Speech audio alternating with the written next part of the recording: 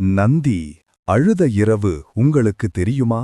ஆம், உயிரற்ற கல் விக்கிரகம்.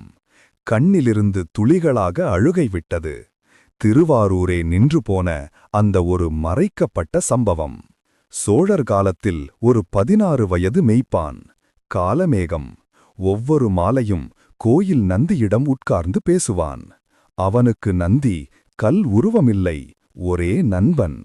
ஒரு நாள் அவன் தாய் கடுமையாக நோய்வாய்ப்பு.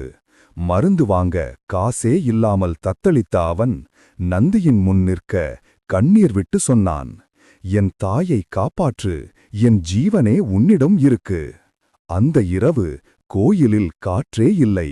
ஆனால் திடீரென நந்தியின் கண்ணில் ஒரு துளி நீர். அர்ச்சகர் அதிர்ச்சி. அது ஒரு துளி இல்ல, 2வது 3வது. நந்தி அழுதான். கோயில் மணிகள் தானாக